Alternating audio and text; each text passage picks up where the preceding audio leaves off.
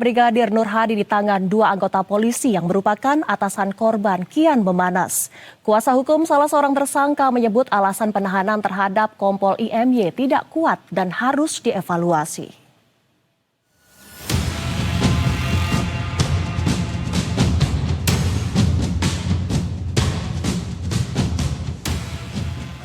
Video detik-detik sebelum tewasnya Brigadir Nur Hadi di tangan atasannya sendiri, Kompol IMY dan Ibda HC beredar luas di media sosial. Peristiwa maut itu terjadi di sebuah villa mewah di kawasan Gili Trawangan, Lombok Utara, Nusa Tenggara Barat. Nur Hadi meninggal diduga karena dianiaya. Dari hasil ekshumasi dan autopsi terhadap jasad Brigadir Muhammad Nur Hadi ditemukan sejumlah luka, di antaranya di leher yang diduga Nur Hadi dicekik sebelum akhirnya tewas tenggelam di dalam kolam. Pada saat terjadi kekerasan di daerah leher, yang bersangkutan masih hidup. Faktanya adalah ada resapan darah di sekitar fraktur.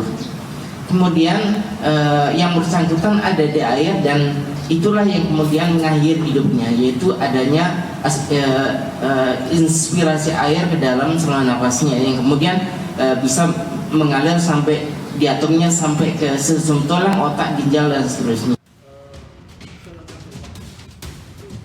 Kedua anggota polisi yang diduga kuat menjadi orang yang bertanggung jawab atas tewasnya Nur Hadi pun kini sudah mendekam di dalam penjara. Tim kuasa hukum salah seorang tersangka yang merupakan perwira Kompol IMY pun angkat suara. Menurut pihaknya, penetapan kliennya sebagai tersangka harus dievaluasi kembali karena dalam proses penyelidikan dan penyidikan tidak ada fakta yang secara eksplisit menunjukkan keterlibatan kliennya dalam tindak pidana sebagaimana yang dituduhkan. Kuasa hukum tersangka justru menyebut kliennya berupaya menyelamatkan korban sesaat sebelum meregang nyawa. Kami juga, karena ini tidak ada pengakuan, kami datangkan, seperti saya sampaikan, datangkanlah lapor Bali untuk kita cek kebohongan melalui lie detector, ya, yaitu ahli poligraf. Yang ini sudah diakui secara internasional, ya, diakui secara internasional, dan ahli pidana. Ya, kita tidak mengejar pengakuan, tidak mengejar pengakuan sekali lagi.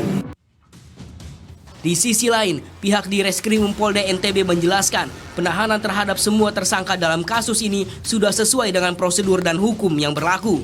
Polisi juga memastikan melibatkan sejumlah ahli dalam penanganan kasus ini.